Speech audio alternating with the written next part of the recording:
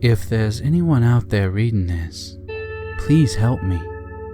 I heard that this community seems to have a fascination with this kind of thing, so maybe someone out there has some information that could help me. Maybe they've experienced the same problem I have. I've contacted other sites and people about my situation. Thanks in advance for any help you can offer me. I should probably set the stage here. I work at a mirror factory as an inspector. Most of the work in making a mirror is already automated, but it's always up to a human eye to determine whether or not a mirror's reflection is up to standards. Hence, my position, checking for any bubbles or cracks when a pane is complete.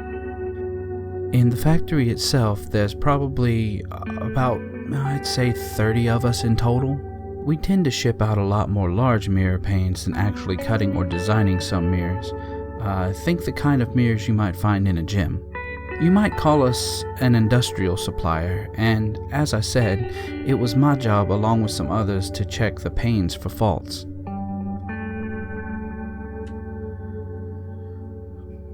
Everything at work was going fine. That is, until about a month ago. At the time, there had been a break-in during the night for the first time since I had gotten my job over 2 years ago. But the weird thing was, nothing was stolen and nothing was broken, save for the door's lock that led outside, leading to the alarm's activation. The only thing the intruders seemingly had done was open the silver vat. Mirrors are reflective thanks to silver, if you weren't aware, but the silver we use was already in liquid form. They must not have known that, or just couldn't get any and decided to take off. Security footage was useless, as it had been too dark to tell who it had been or what discernible features they might have had. Regardless, the police did their investigation anyway and couldn't come up with anything. So my boss hired some extra security guards to keep watch during the night.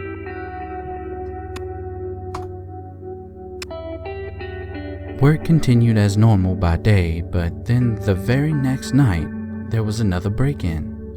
One of the guards was even hospitalized, and though I never got to see him myself, word spread that his arm had been snapped in 3 places. The image was not pleasing to think about. This time, once again, nothing had been touched, but now not even the silver vat had been opened, and just as before, there were no clues as to who had done it. Some of the workers became a little concerned, but my boss calmed them down and assured them that there was nothing to worry about, as it only happened at night. Everyone just returned to their work, myself included, just a bit skeptical about the safety of the factory. After the second incident, though, I began to notice strange things while doing my inspection. The mirror just didn't seem to be properly reflecting what was happening. One time my friend Greg passed behind me while I was working and called my name. I turned to wave to him, but upon looking back, I thought I saw my reflection wave just a little bit longer, and it seemed to be waving at me. I shrugged it off as just a trick of the eye. It was also summertime, and I was working in a factory after all, so the possibility of heat stroke had crossed my mind. Another time, I was walking along the length of a pane when my reflection, it almost seemed to stop for a moment, like it was inspecting a part of the mirror. I blinked and shook my head, and when I opened my eyes, my reflection was looking right back at me, plain as day.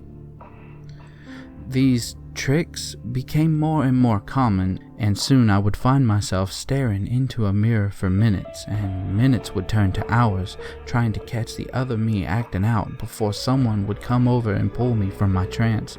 Usually, it was my boss.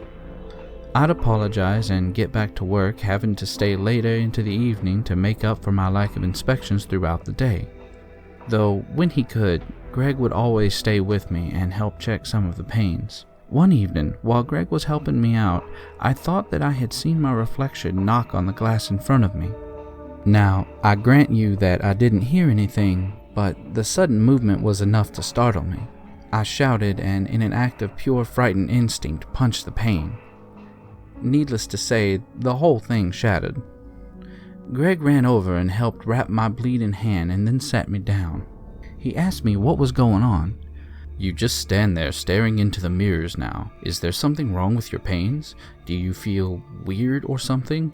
Should someone go look at the machines?" I shook my head. They didn't feel any different than usual.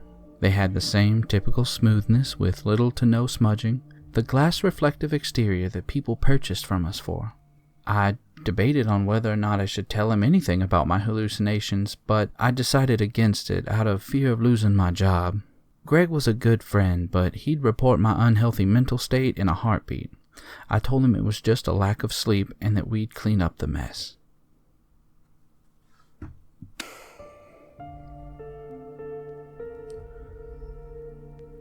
I began to lose sleep for real, not just as I had lied to Greg. I lived alone, so there was no one waiting for me to comfort me, or to hold me and tell me it was just my imagination. The thoughts of whether or not what I had seen was real kept me up into the early hours of the morning, and any time I'd close my eyes, the scene of my reflection knocking on the mirror would wake me. Only now, in the dream, there was a dull sound of a fist knocking on glass. Work became a lot more difficult to get through. The inconsistencies occurred more and more often, or at least appeared that way to me. Sometimes things would happen and I knew they were not right, like my reflection being on the opposite end of the pane before coming back over after a blink.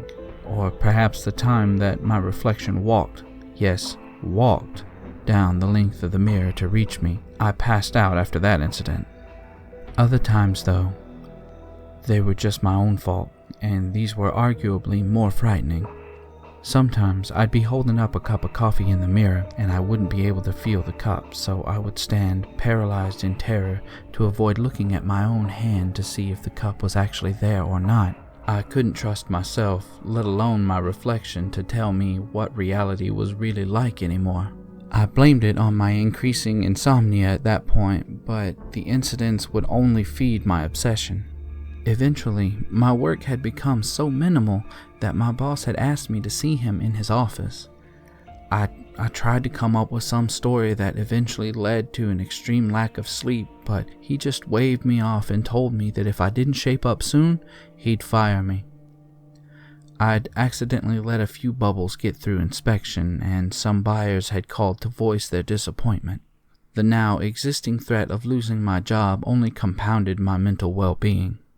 Another break-in occurred with the same details as the last two, but this time one of the guards just went missing.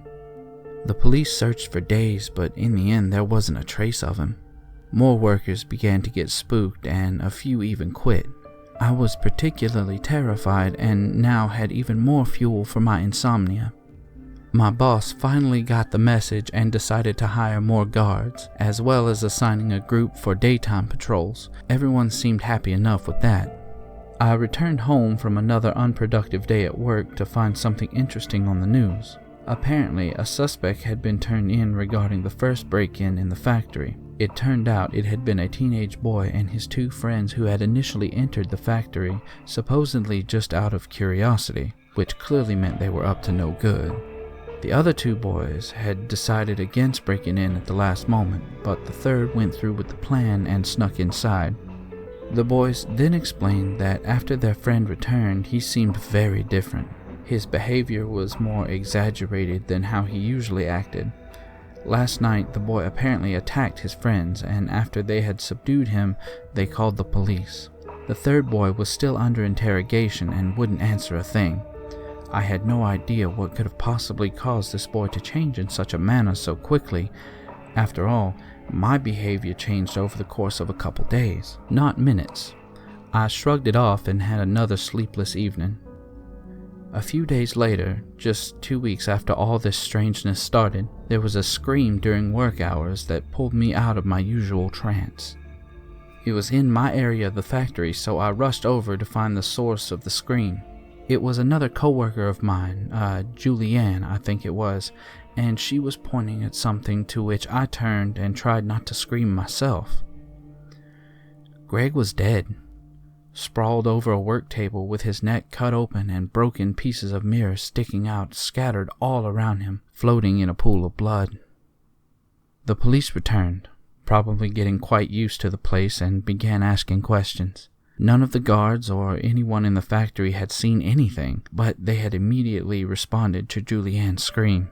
It makes sense, as our group of inspectors were off in one corner of the factory, and none of us were particularly easy to see without coming right over to talk to us due to the mirror's reflection and the factory's machinery.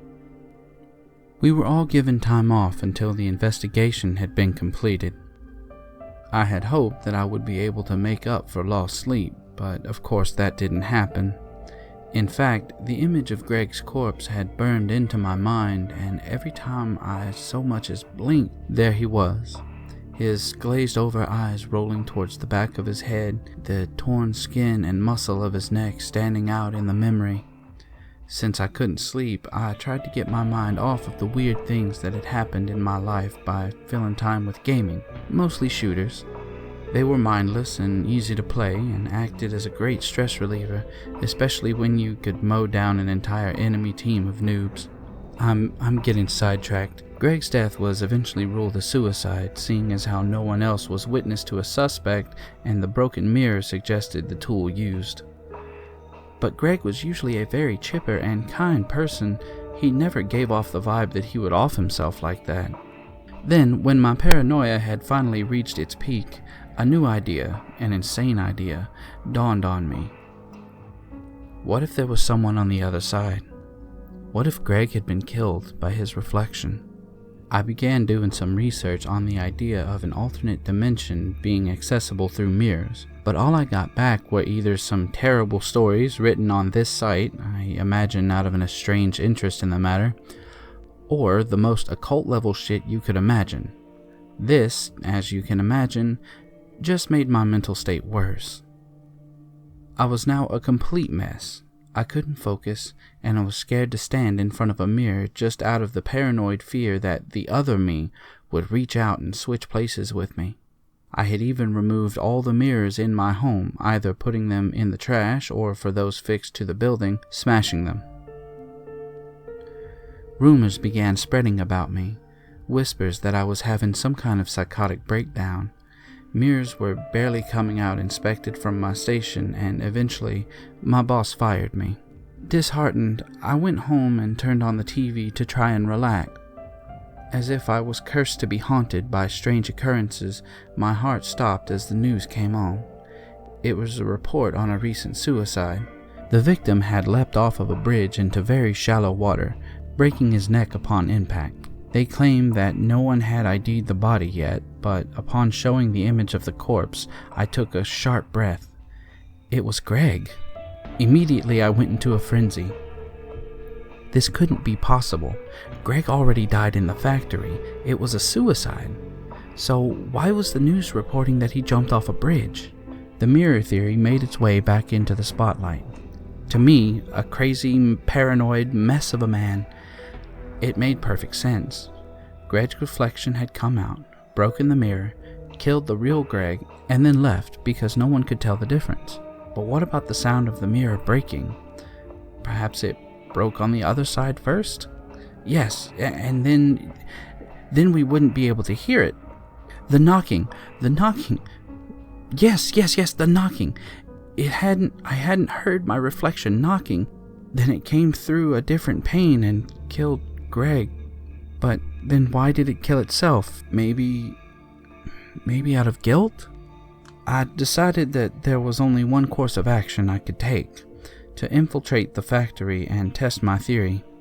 I waited until night. Then, using the work key I had forgotten to turn back in, I made my way towards the inspection stations. As I came running around the corner with a small flashlight I had brought, I could see my reflection in one of the panes, but something was off about it. The light wasn't bouncing back. The mirror had absorbed the light. As I approached the mirror pane, I could see my reflection more clearly. It was smiling at me. I almost shouted in surprise, and my reflection noticed that. It began to talk as its lips were moving, but I couldn't hear anything, so I cautiously pressed my ear up to the glass. A pair of lips grazed my ear. "Thank you for touching the glass." A hand grabbed my arm and we began to get into a scuffle. At some point, I dropped my flashlight, but the two of us were falling in and out between two mirrors. My reflection seemed determined to always keep one part of either of us between both worlds and constantly tried to fight me off and get into my world. The mirror became like a warm liquid as I flailed in and out between our worlds. As the fight continued, I grew more and more infuriated and a rage boiled up inside me. All this stress, all this paranoia, my grief for Greg all compounded into one raging outburst. I took my copycat by the head and I began slamming it into the cement floor. He stopped moving after the third hit. It felt kind of good to let all of that out. Breathing heavily, I threw him over to his side and then scrambled for the flashlight on my side. I then threw the flashlight at the mirror and it shattered on impact. I immediately got up and made my escape as the guards came rushing to the scene. When I got home, I rushed to bed and hid under the covers, squeezing my eyes shut. I eventually fell asleep, and it was the first good sleep I had had in weeks. I was awakened by the ringing of my phone. I groaned and then moved over and reached for it on my nightstand. "Hello?" I said groggily. "Hey Trevor, did you hear about the factory yet?" The deepest chill slivered down my backbone. It was Greg. I couldn't respond, so I simply listened. "I guess not. Well, it seems it was broken into last night, so the police are investigating. The place won't be open again for a few days. You want to hang out? I've got some paper stuff to fill out, but when I'm done, I'll come over to your place. How does that sound? Won't be 2, maybe 3. Yeah, better make it 3 hours. Okay, bud?" My throat was in a knot, but I managed to swallow. Okay then, I'll see you soon." I hung up, then sat in the bed holding my head, the realization sinking in. I made a mistake. I'd made a terrible, irreversible mistake, and not long after I realized something else. There was more than just one other side, and they weren't all break-ins. The guards passing the mirrors at night, they didn't know, and then their copies came out and they broke out of the factory. I wandered around my house for a while trying to come to terms with what was happening. You know how people joke about people breaking into their homes and replacing everything with an exact replica of itself? I got that feeling from everything. It was uncomfortable and upsetting, as if I were trying to pretend that someone else's house was in fact my own. I grew furious once again and smashed a vase off the kitchen counter. It shattered, but it didn't feel right. I screamed savagely and grabbed a chair, smashing it around off the walls and floors. The wood splintered, but it didn't feel right. I ran the sinks until they overflowed, the water running across the floor and wetting my feet. It still didn't feel right. Ripping open the fridge and scarfing down as much of my favorite food as I had didn't feel right. Eventually, my legs gave out and I slumped onto the floor, holding my face and crying. Whether I was laughing or sobbing, I just couldn't tell. It just felt good to destroy something. Eventually, once I had calmed down enough to think somewhat rationally, I tried to figure out how I'd get back. That's when I remembered all of you on the internet. I turned on my computer and began writing this post. With that, we've come full circle, and now you know my story. But you see, as I was writing this, reliving these memories of a madman, I began to think, maybe being on your side isn't so bad. After all, they're not really my friends and family. They're all just copies, right? All of you are nothing but copies. I'm still feeling a little stressed out too. Maybe I'll have some fun on this side. Fun that I could never ever have over there. Maybe that's why the copies were coming through the mirror. They realized the truth too. They realized that looking through the glass, there wasn't a white rabbit or talking caterpillars or a redneck queen. There were 7 billion lives. 7 billion copies which they could play with however they pleased. So, no need to send me links on how to get back to my world or any of that nonsense. Just consider this a message. A warning. I have to go now. Greg will be over any minute. And this time, he's going to stay dead. Farewell.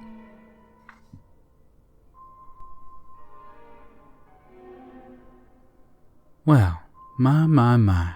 I guess that goes to show y'all can't trust anybody. Not even the person looking back at you in the mirror. Well, I certainly hope you enjoyed this week's tale, kids. It's been real fun, and I'm terribly sorry that I haven't been able to keep up with my upload schedule. It's just that I had a minor move planned, and those plans have fallen through, so I will be back on my regular schedule every other Sunday. So, thanks for subscribing, thanks for tuning in, feel free to share my video, and until next time, kids, y'all stay safe out there in the dark, you hear?